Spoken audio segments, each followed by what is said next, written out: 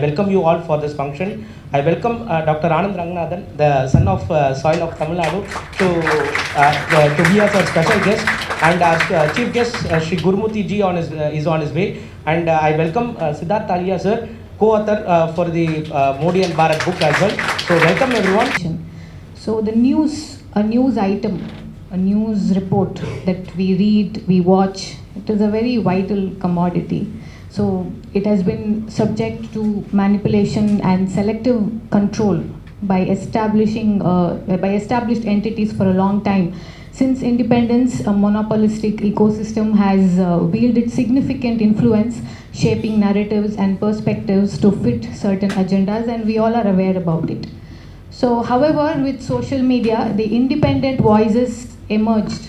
You all must have Facebook, Twitter accounts, and you all would have been voicing out whenever there is some atrocities against the Hindus. So you all are challenging the status quo established in the past. So then arrival of neo-historians, reporters, researchers, authors, and think tanks that have surfaced recently, each operating independently, scattered here and there across the country and abroad. The genesis of this book, in fact, as I speak, I have half a mind at the press conference that's currently being held by the Election Commission of India, which will be announcing the dates for the 2024 Lok Sabha elections very soon, including counting day. And the more I, of course, deliberate over what we've written in this particular book, the more I feel that our introduction needs to be slightly updated to bring it to speed with the turn of events that we witnessed over the last couple of months. Beginning with, of course, the Pran Pratishtha of the Ram Mandir that took place on the 22nd of January. And also before that, the unanimous verdict delivered by the Supreme Court, which upheld the decisions taken by the Union government on the 5th and 6th of August 2019, where they abrogated Article 370. They also, of course, bifurcated Jammu and Kashmir into Jammu and Kashmir and Ladakh. And of course, we've seen another very seminal development, which is long overdue, should have happened in 2019 itself, which is the promulgation of rules and the notification of rules with respect to the Citizenship Amendment Act. The legislation was passed in December 2019. It's taken 4 years and 3 months, but I guess it's never too late. But it's part of another series of debates over the legal validity of that particular provision, whether or not it stands the test of the Constitution. And it gives us an occasion to revisit what we've written in this book as well, because a lot of what we've argued has in fact been validated.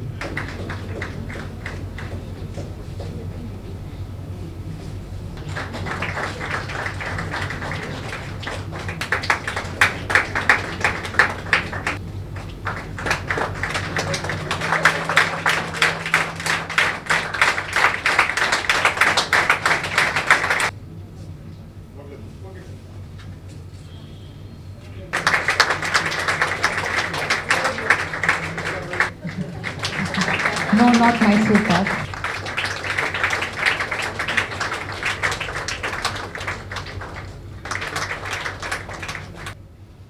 Looking back as this book is being released, 1970s, late 60s, it was such a humiliating thing to be known as a Hindu, even more humiliating to say one is a Hindu, much more humiliating to say one is a Brahmin. That is the time we all grew up. From this vantage point of where we are today, when we look back, this 50, 60 years of transition has been massive for a man in the autumn of his life. That such a change could take place in this country. That where the word dharma itself was reduced to a sectarian idea, we could articulate dharma in a proud and confident manner. We never thought. We all thought, in fact, it was much worse to be in RSS. I was all. I was Hindu, I was a Brahmin, I was RSS. And I had the fortune of being one of the well-known professionals in my late 20s. And I was a sought after professional. But I was looked down upon because I was an RSS man. By my own friends, by my own clients. And to be in the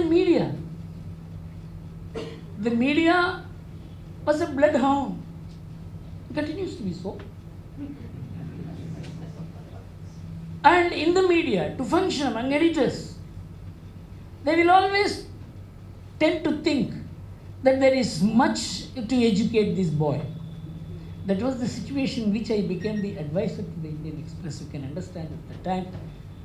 Mulgaonkar, Ajit Bhattacharya, Kuldeep Nayar,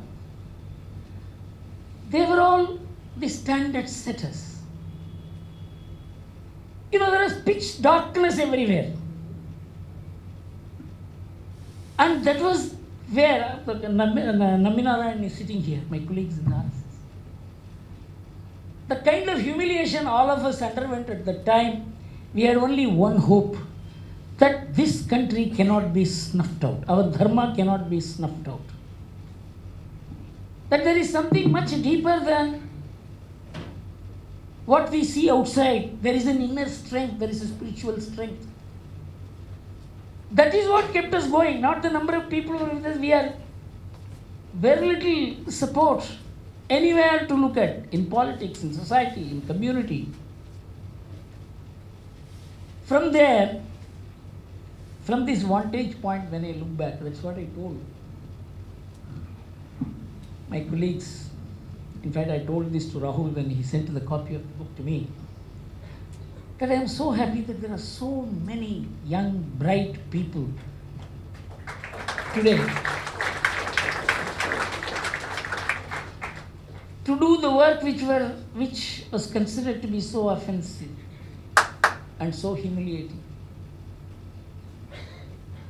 So this country has come too much more than what I thought in my 20s and 30s. And I consider this book as an outcome of that ecosystem change.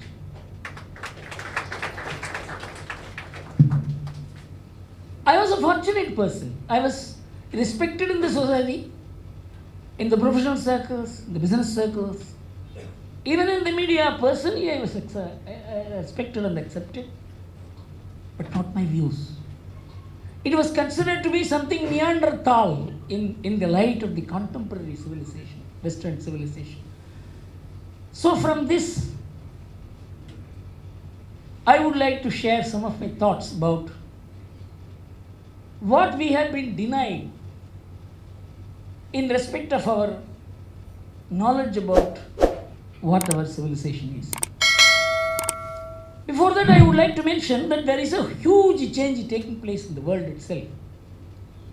We all started with the one-size-fits-all model which the West set out in 1951.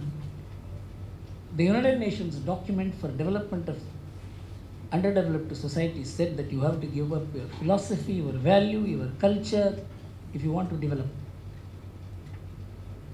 This was an official declaration which had such a binding and persuasive effect all over the world, in all countries, particularly countries which were looking to development, more democracies, which had much more closer relationship with the West. And we were told, our sociology departments, our economics departments, our literature departments, they all expounded this view: unless you cease to be what you are or what you were, you can never develop. You know, it is such a powerful and persuasive argument. And that's how the whole idea of de-Hinduization of India began, because all the ills of India were put at the doors of the Hindu society, Hindu philosophy, Hindu value systems, Hindu way of life. It was not one of those social arguments or philosophic arguments. It is earthy, economic. This is called one-size-fits-all model. We all fought against it. When we ran the Swadeshi Jagran Manch campaign against globalization, when I was talking in the Administrative Staff College of India, at the time I was the probably the only person articulating the alternative viewpoint, because the entire world had defected to one point, towards one side, towards one thought, towards one dress, towards one language. So when I spoke about how globalization is going to be a disaster, one person stood up and said, people like you must be shot dead because you are taking the country 500 years back. That was the atmosphere. As late as 1994. So, we were evangelized, educated, accustomed to think that we should cease to be what we are if we have to develop. The present generation will not even know the kind of pain that people underwent. I have seen very ordinary RSS workers suffering humiliation at home, in their communities, in their localities. It's 100-year penance of RSS that has produced a Narendra Modi. Narendra Modi is the cutting edge of the battle that the RSS fought for 100 years. It's not an ordinary battle. Thousands and thousands of people worked and passed away without their name being known even in the organization. Slowly, personal level, at localities, huge shift took place. And of course, Ram Janmabhoomi acted as the catalyst for the mighty energy that the RSS had generated into a mass movement. I was part of it. I'm proud that I was part of such a massive shift.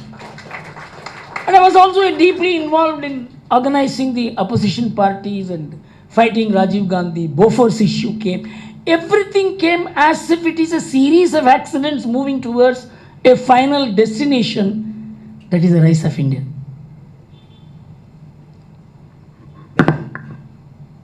Today we are in a very different position. We are in a happy position. We are in a confident situation to fight for what our two generations had lost for us. The two generations which were born after independence failed India. The generations which were born before independence fought and died for India. The subsequent generations thought once we got freedom, we accomplished everything, and they forgot. They became IAS officers, they became lawyers, they became chartered accountants, they became professors. They lost all that spirit which drove the freedom movement. So when I was asked to write on the day on which the Supreme Court declared that there should be no Kar Seva, 3 lakh people had assembled there to do Kar Seva. The Supreme Court said, nothing doing. You should keep quiet. So I was asked to write a resolution, statement for the BJP. In this country, all that drove the freedom movement, whether it is the song Vande Mataram, or the philosophy of Sanatana Dharma and Hindu nationalism, or the idea of Ramarajya, all that had become not only irrelevant, but as something to be discarded if we have to move forward. And Ram Janmabhoomi represents all these 3. It is recalling those virtues which the freedom movement generated and which the generations after the freedom movement lost because of their own selfish ends. People wanted to be what they are. Before freedom, everybody wanted to work for the country. I am talking about everybody means every sensible, capable, honorable and capable person. Subsequently, all became pursuing careers. When I wrote that statement, Sikandar Bhatt was one of the leaders of the BJP. He said it doesn't look like a statement. It looks like a song. You know, we were all driven by desperation on the one side and hope on the other. The single movement that transformed the country was the Ram Janmabhoomi movement. And you see the opening of the Ram temple, what it did to the country. Ram was regarded as a divisive person in 1992, in 1989, I mean, people even denied the existence of Rama. But the same Ram. 65 crore people witnessed the Ram Janmabhoomi opening ceremony. 65 crore people all over the world. People cried. In fact, that is Indian spirit. It cannot be divorced from Rama. It cannot be divorced from Hinduism. It cannot be divorced from Dharma. This is what has bound us. It's an inquiet, a completely, it cannot be discernible to eyes, which has bound us together. The length and breadth of India, which all great men have seen, but which the secular India felt was a danger to not only them, but to the entire country and to the world. So we are rising today. So I am extremely happy to participate in this function for the release of this book, which is not just political. It envelops a wide variety of ideas, issues, the challenges that we have faced and we will continue to face. I only will park 3 points for us moving forward. See, we are going to have a massive challenge. The liberal world will pose to us increasingly from outside India and within India. We have pincers, we have their agents, we have widespread anachara, which is enveloping a very significant section of our educated people. And women are, particularly young women, are becoming victims of it. So we have to be very, very careful in facing up to this challenge. We have to build a proper narrative. We have got to ensure that we have to ensure that the contemporary world is linked with relevance to our past. Of course, it's already getting linked. In fact, much of it we do not know. So, the first thing is that we have to develop proper narratives. And I had occasion to discuss this issue with Vikram Sampath, who had come and met me. We had about 3 hours of discussion. We have to reorient the writing of our history, is something which we have been saying for the last several years. And this feeling cuts across even the political division that our history has not been written properly. We have to write it properly, but we need a theory of history. You cannot be finding human behavior through broken monuments. There is a continuity of the Indian civilization which has been denied to all other civilization, which has been accepted by even a West-centric document, Encyclopedia Britannica.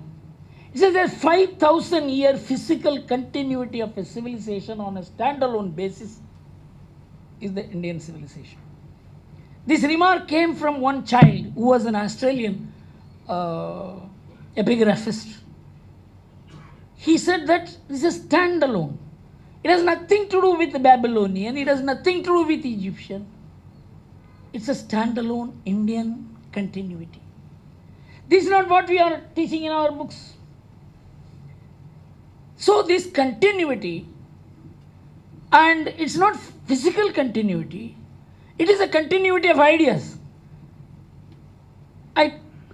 We discussed the idea of Vedas. Vedas are supposed to be meaningless sounds. Somebody shouting. It's going up and coming down. It has been captured in a language later. It dated pre-script period. So it is meaningless. Somebody is shouting and you keep on 5,000 years we have kept the phonetic effect of the Vedas is something which is unbelievable in human civilization. The same sound, the same phonetic. Nobody inquired into how this happened. And they said Saraswati river is not there. And so Vedas which spoke about Saraswati river is fake. But now there is a huge hydrological and other findings which show that Saraswati indeed existed. If Saraswati existed, Vedas are not imaginary.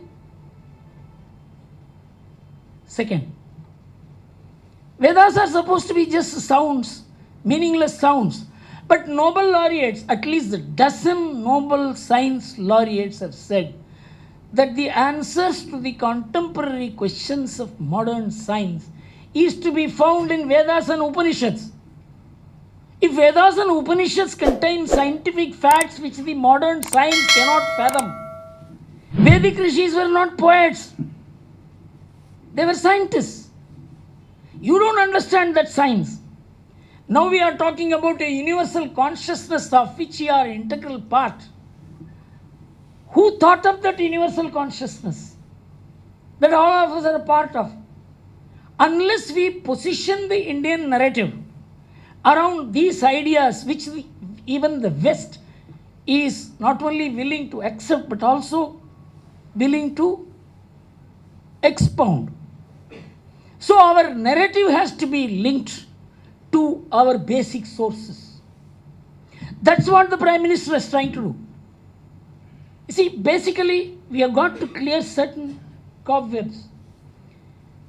For example, when we had a discussion about how we should project India abroad, one of the things which we use is the word ideology. The word ideology does not fit into the Hindu civilization at all. We follow darshanas, approximately equal to philosophy. So we had a discussion in the government of India as to how we should project this. The Prime Minister took the position in America in his first visit. We don't have anything called ideology. Ideology means that what you think is right, what the other man thinks is wrong. And you know, it is not some philosopher who spoke this. It is Bill Clinton who spoke this. There is a difference between philosophy and ideology. Philosophy thinks the other man has a viewpoint. Ideology thinks the other man is wrong. Ideology is the source of clash. Ideology is the product of Christianity. It was drawn into communism. You know, this is the place in 1993, I delivered a lecture, 94 I think, on communism. How the whole world was mesmerized by a blind thought. It was a blind spot. That is ideology. Ideology is against any kind of enlightenment. Philosophy promotes enlightenment. All these will have to be woven into our narrative. The modern mind will capture it. The youths will capture it. The media will lap it up. 30 years before, if he had spoken like this, nobody would have minded. Narendra Modi has brought about an ecosystem change in which these thoughts will resonate with the contemporary world, contemporary people, contemporary youth. Of course, I am not one of those who says go and change the education system. Nobody can change it so long as IAS officers are there. The society will have to change the education system. Government cannot. One IAS officer putting a positive idea, another idea person will ensure it doesn't happen. This is the system we have created and suffered for the last 75 years, and we will continue to suffer because there is no alternative to it. Why I am saying all this before these youngsters is that they are much more capable of doing the kind of work that I wanted to do, could not do because of the oppressive system. There is a release for them. So I told him my hope rests on people like you, people like Vikram Sampath, people like Rahul Shivshankar. When I see all of them, I feel so happy. You hear me every night. So I'm going to keep it short. But I want to, first of all, thank from the bottom of my heart, Mr. Gurumurthy ji. His works I have been reading for 15, even 20 years. Why did I get drawn to the likes of Gurumurthy ji, Francois Gautier, and those beautiful pages once of the Indian Express that even had someone like TVR Shenoy writing for them? Where are those people today in our ecosystem? Why was I just recently told by someone who gave me back nothing, even though I gave them my soul? And those people looked at me and they said, "What is wrong with you, man? You don't look like a Sanghi. You have aquiline features." I was shocked. I think a few days later, I called Gurumurthy ji. He knows what transpired. So we are still being censored. We are still being oppressed. You see, I come from two heritages. One is the Kashmiri side of my family, and one is the one that is in the south. Gurumurthy ji and Dr. Ranganathan, who is here, who's been a friend and a supporter and a person who has been able to expound and awaken our minds every evening, is a cohort in this enterprise. And what is this enterprise? To tell the story of the Hindu who was taken out of the Indian. I faced it. My family faced it at least one half in Kashmir. Gurumurthy ji faced it here in the south. We faced it in the north. No one talked about it. Name me one person who's gone to jail for that genocide.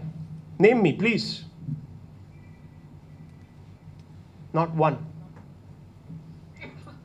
When the Babri Masjid came down, my grandmother was in my bedroom. We used to share a common bathroom. And she came and she says, "Baba, today civilization has woken."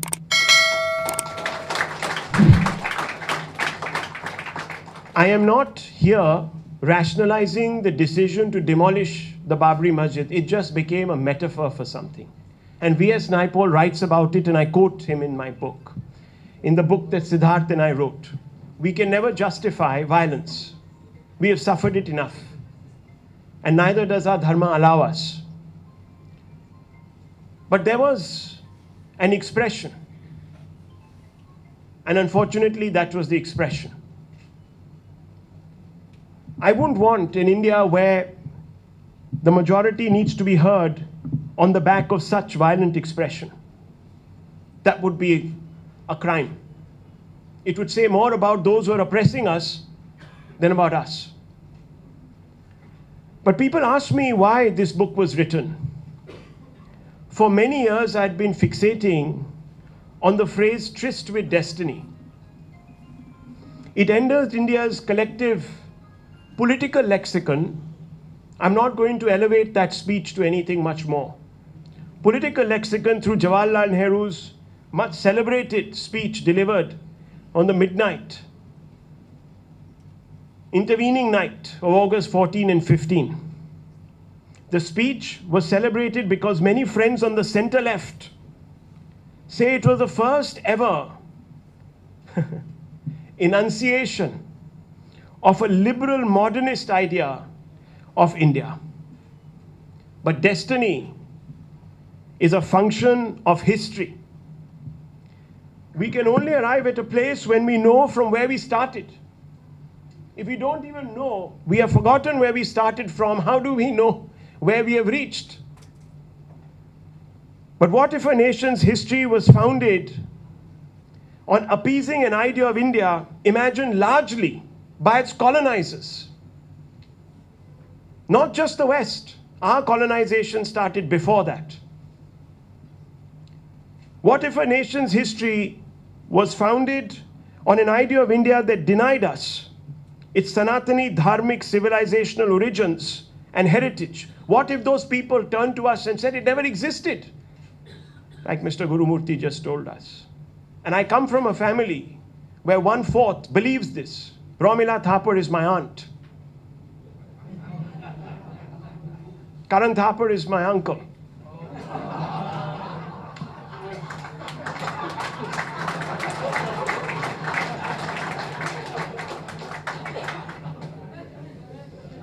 They say we are not Hindus. There is nothing called Hindu-ness. What sense of destiny could such a nation aspire to when, for example, it censored its own national song, Vande Mataram, scripted by one of its greatest sons and nationalists, just because it was deemed incongruous to the sensitivities of the outlook of those that colonized and then divided Bharatvarsha? Those were the people we were appeasing. That great song that was sung on the streets of Stuttgart, we don't sing here in its totality. None of us know the words beyond 2 measly stanzas. Song was given to us by Bankim Chandra Chattopadhyay. His acolyte gave us much more. The word Hindutva comes from Mr. Chattopadhyay's writing. But it was enunciated, it was built upon by Mr. Bose, who wrote a book by that name. And today, what can I say? That word is spat upon us like it's an abuse. What sense of destiny could such a nation aspire to when, for example, it deemed any attempt to reclaim or even appreciate the grandeur of India's Hindu civilization? Let me remind you here, through a concrete example, that Nehru opposed the rebuilding of the Somnath temple because to him it represented a dangerous Hindu revivalism. Can you believe it? It was as if the rights guaranteeing freedom to profess and practice one's religion applied to all but Hindus in this country. Let me remind you that his intellectual progeny in the Congress gave us the Places of Worship Act 1991, which hasn't still been struck down because the struggle continues, my friends. That act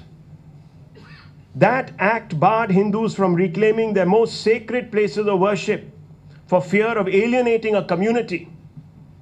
But this same Congress ecosystem has no qualms about championing worldwide the rights of Aboriginals to reclaim their heritage, sometimes even through force. Pull down the statues, we support you. That's what's happening on campuses, in cities. And who is supporting them here? The so-called liberal left, as if we are not liberal. I never use the word liberal in the context of the left, ever. Never use it, sir. Anyone who uses it, tell them they are wrong. We are equally, if not more, liberal. We are much more liberal. We don't shadow ban this book. Penguin gave us an opportunity. Let me tell you, it didn't come easy. It was a day which I'll never forget. Primanka Goswami and Vikram Sampath both came in to the office. An office which I have left because it no longer could contain the thoughts I wanted to espouse. They came and said, would you like to write a book like Rajdeep Sardesai wrote on the elections? Vikram was looking at his toes, thankfully. I said, I am not somebody who goes to Pani Puri Wala and asks them how India is going to vote and then form my opinions. I'm not that type of journalist. I will write an ideas book. The ideas came to me, I put them on a board. That script never changed. I had to bring on Siddharth because we were given a very short timeline. It's impossible to do everything when you're doing a 24/7 job. But coming back to the point, I would like to ask you, what sense of destiny could such a nation aspire to when from the very beginning, for example, it protected and appeased legally the architecture of separatism, especially Muslim separatism? Why else would it jail Shyama Prasad Mukherjee? Think about that great son of Bharat for Mary leading a march into a home state that I've had to flee because of that separatist instinct. And what was he asking for? He said, इस देश में दो विधान, दो प्रधान और दो निशान नहीं चलेंगे. In other words, 2 constitutions, 2 premiers and 2 flags are unacceptable in our nation. They jailed him. They jailed him. The same so-called liberal left that talks about human rights, that talks about liberty of free speech, they jailed him. He died in jail. Some people say he was killed, denied best medical care. For what? For asking for one India, one law, one constitution, one identity.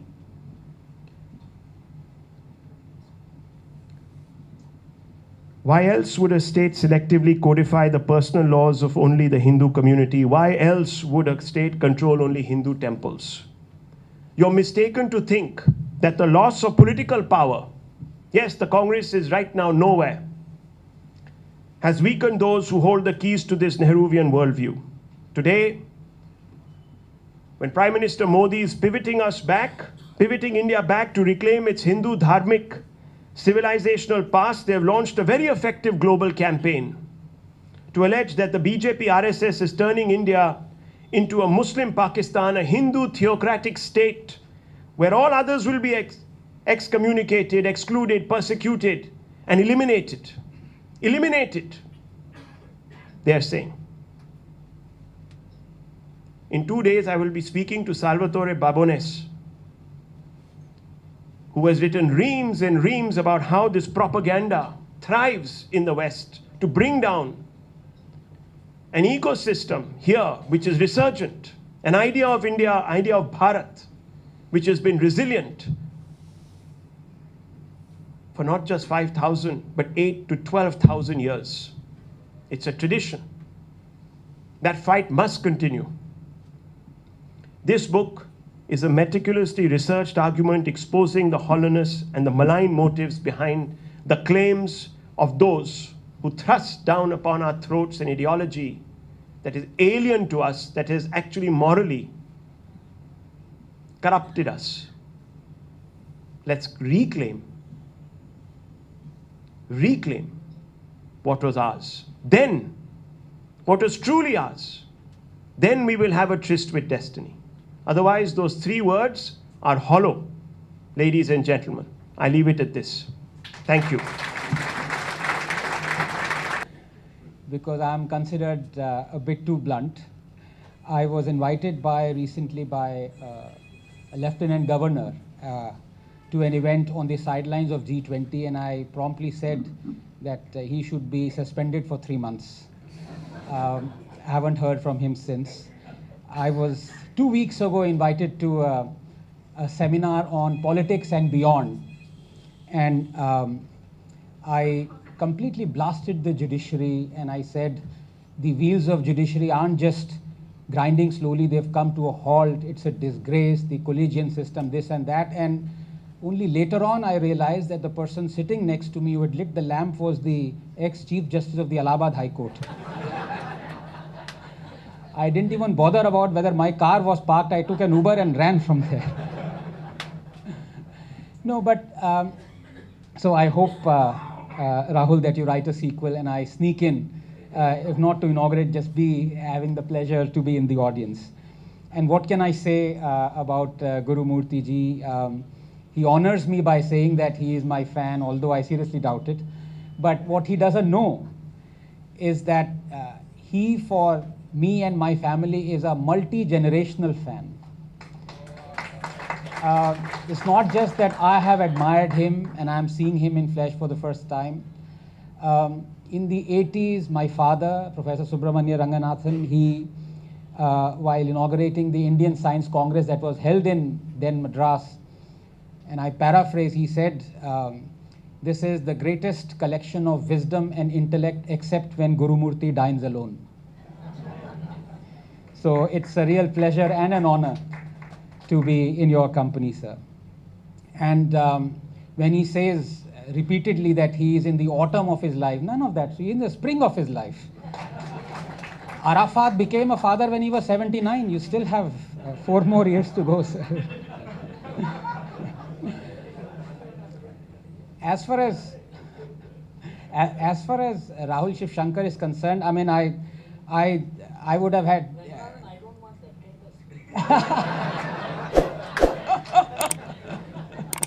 Maybe winter then. I had no idea that Rahul was connected to Romila Thapar and Karan Thapar. And when he quotes Nehru's messed with destiny speech, sorry, was it tryst with destiny or? I think it was messed with destiny. But I think the fact of the matter is, coming quickly to this topic because otherwise we'll miss our flight, Rahul. Would be a pleasure for me. No, I think while sitting here and thinking about what to say, because I had the honor of being there for your Delhi launch as well, and I was very laudatory about the book. I still am. But I think a few things have cropped in my mind, which is that I don't think Narendra Modi and his 2024 is a battle for Bharat.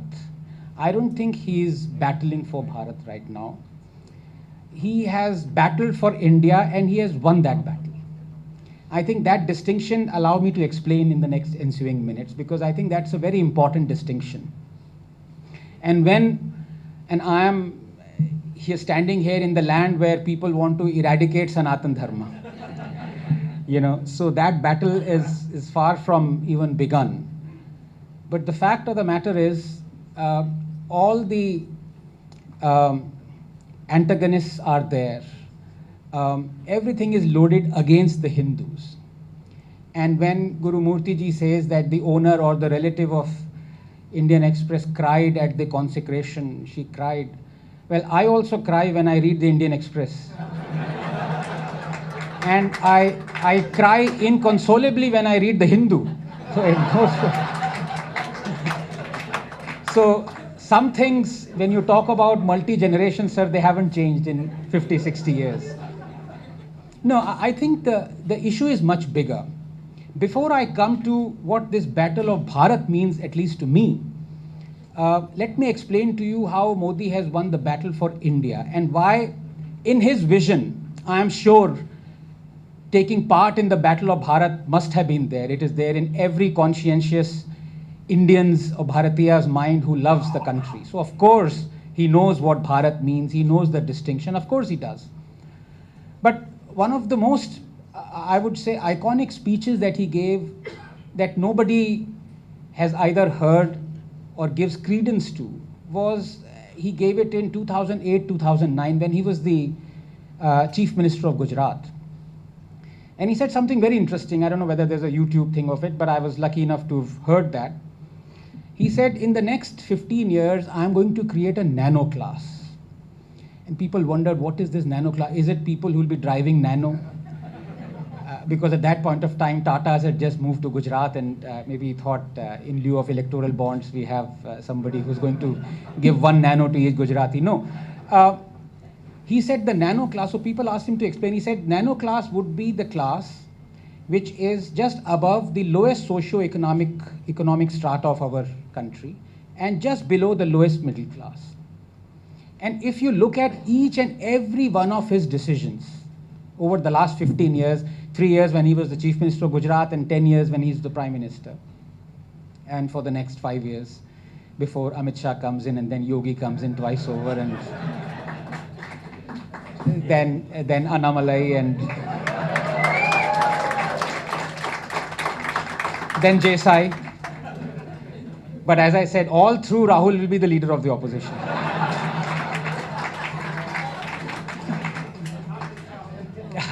Not this Rahul. Not this Rahul, please.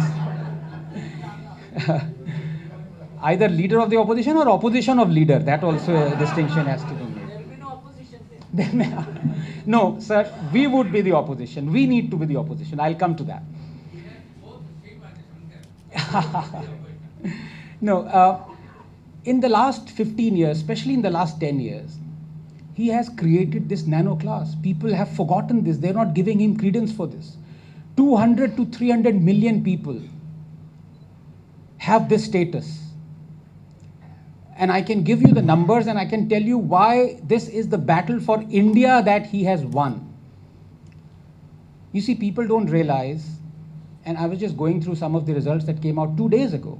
And in fact, on Rahul's show, I said, why does Modi keep on winning? I mean, he's beating anti-incumbency not once, twice, 3 times over. It's unreal. This is, his opinion poll shows it's a pro-incumbency vote. Unheard of. It's crazy. Yes. It is because Obamacare, when it started in 2011, it's been 14 years, 13 years, 40 million Americans have Obamacare. Modi Care started in 2018, Ayushman. The population of people with Modi Care is more than the population of United States right now. 330 million Indians right now have Ayushman Bharat. The population more than the population of United Kingdom has undergone through Ayushman Bharat successful medical treatment. 65 million people have been treated on it. This is remarkable. 68 to 70% of our total health expenditure used to be out-of-pocket expenditure for ordinary Indians. It was the fastest way to slide into poverty. That is all by this year end set to reduce by half. This is remarkable. This is unprecedented. And all this has happened in the last 10 years, in the last 6 years. You have to go a little bit beyond just the numbers, and as it may happen because of maybe speed or stealth or whatever, the BJP and its own team do not look beyond the numbers that they have generated. So they just say, we've built 120 million toilets. We've made 110 million water connections. If you could just correct the echo, please. Thank you. We don't want to be in an echo chamber. What they don't realize is that every new toilet that has been built of the 120 million toilets has saved the family 52,000 rupees in health costs. Every toilet. Now go back and calculate. Why wouldn't people be grateful to Modi or to the government?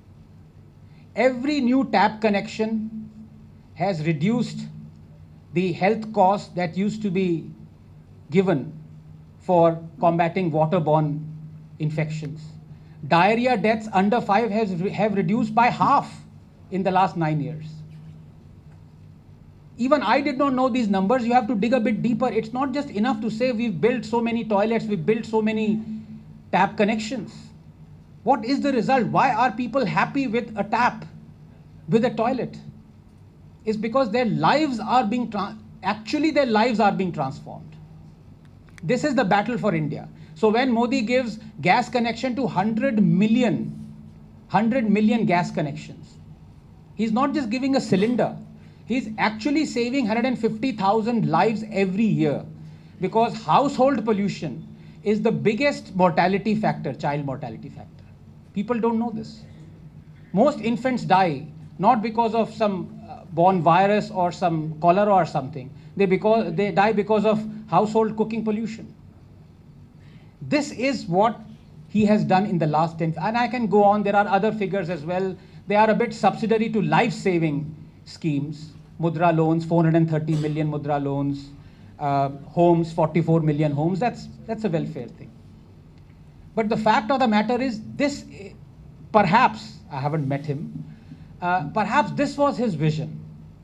That before this battle of Bharat commences, before the battle commences, where the battle only commences when all our stomachs are full, when these are the issues, when the people who are going to fight already have a toilet, already have a tap water connection, already have a gas cylinder, they don't need the government.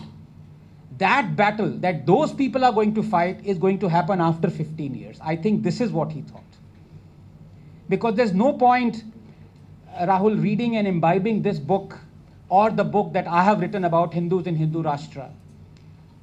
No point preaching to a man who says it's all very well, you want Hindu temples not to be under state control, but I don't know where my next meal is coming from. I don't know where my wife or my husband is going to be hospitalized. Let me please worry about that first. That is the battle that Narendra Modi has fought. But sooner or later, you are going to have enough gas connections, you're going to have enough toilets, you're going to have enough tap water, enough homes, enough health insurance. Then what do? You've created a nano class. That nano class will move upward, will come lower middle class, aspirational, will move to middle class. You will create a 400 million strong Indian middle class. Your GDP per capita will rise to, it's now 6,000 PPP, maybe 10,000 middle income economy. What are those people going to do then, when the stomachs are full, when they are educated? That is when they are going to fight for the issues that we are talking about. And that is why we are woefully, as a country, ill-prepared for it. And that is why I'm never going to be invited again, because I'm going to say this, that yes, the RSS has worked tremendously over the last 100 years. Guru Murthy ji says it has drunk poison, absolutely no doubt about it. But its sword has been blunted. Everyone should realize it. Because when an organization whose motto is to work for Hindu interests says that just give us 3 temples, we're not worried about 1,800 or 40,000 temples, they are demolished. You know it, that you've lost the battle. You've lost the battle for Bharat when you're not worried about 39,997 temples. To lose sight of the first principles and to get justice through them is to be blunted, is to be guilt-tripped, almost into this morass or abyss of self-loathing. And that is what has happened. And I disagree with Guru Murthy ji when he says the new generation, I have hope. No, sir, your generation had bigger stalwarts than our generation has. Sitaram Goyal ji, so many others, so many, you included. Why did you lose that battle? You didn't lose it because you didn't work hard. You're working 10 times harder even now than we are. The point is the ignorance that we are wallowing in. Since that messed with destiny speech, our senses were deliberately blunted, and it's very appropriate that Rahul took the example of Somnath consecration when Nehru feared Hindu revivalism. And if you look in the ensuing 70-75 years, every step of the way, Hindus, their rights have been trampled on, their demand for rights have been blunted to such an extent that now Hindus don't even feel that they should stand up and approach the courts to give them their demolished temples. You see, it is one thing that in a democracy, the most sacred right is to be able to knock the doors of justice, of the courts, and to seek justice. If that cannot happen, then it is not a democracy. But for the last 30 years, Hindus cannot even approach the court. I don't care if the justices say, well, this temple shouldn't go to you. That's fair enough. They've deliberated and they've come to a conclusion, like in the Ayodhya judgment. Had it gone 5-0 against, one would have respected that. Because yes, that is the judge's opinion. Do what you may of it. But the fact that a Hindu cannot even approach the judge, cannot approach the bench, how is this still a democracy? But forget asking UPA or Nehru or Indira or Rajiv. For the last 10 years, it is supposedly a government elected by the Hindus for the Hindus. And Hindus are not asking to discriminate against people of other faiths. They're just saying, stop discrimination against us. Stop. It's not a question of appeasement. It's a question of apartheid. When you talk of Waqf Act, when you talk of Places of Worship Act, when you talk of the fact, as Rahul did, that the Supreme Court says we are not going to open the cases of atrocities against the Kashmiri Hindus that happened. and then 6 months down the line, the Supreme Court opens an SIT into the atrocities committed against the Sikhs in 1984 that happened 7 years before the atrocities in 1990. Is this actually a democracy? Forget about justices for Hindus. These are justices for humans we are talking about. If that is being denied, then I'm afraid you've lost the battle of Bharat even before you've entered it. And I'll tell you how you've lost it. I'll give you a few examples. You've lost the battle of Bharat even before you've entered it, when the Chief Justice or the Justice of the Supreme Court, former Justice, says that this, where there is dharma, there is victory, the motto of Supreme Court is wrong. It should be removed. This is the Supreme Court Justice saying it. You've lost the battle, let's admit it. You've lost the battle when every time you celebrate Tipu Jayanti, you've lost the battle of Bharat. That monster who killed hundreds, lakhs of Hindus, demolished 800 temples, converted lakhs. His own words from his own manifesto says, annihilation of the infidel is my sacred duty, and you're celebrating him. You've lost the battle of Bharat.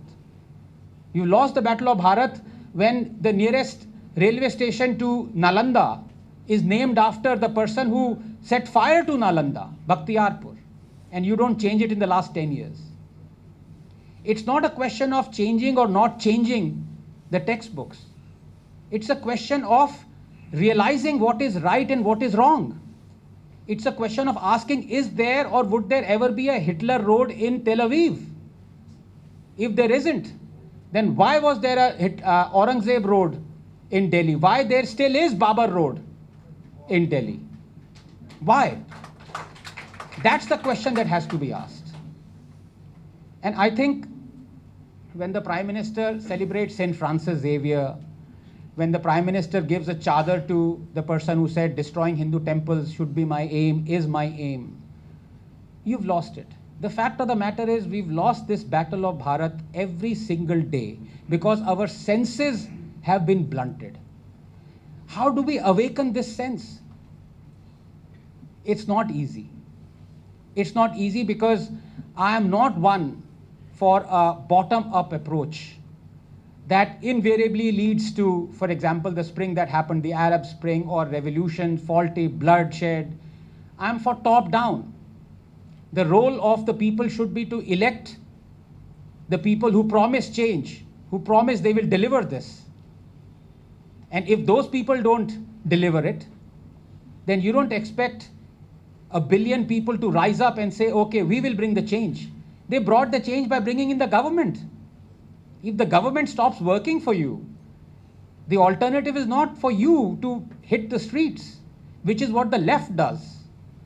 No, that would destroy the country.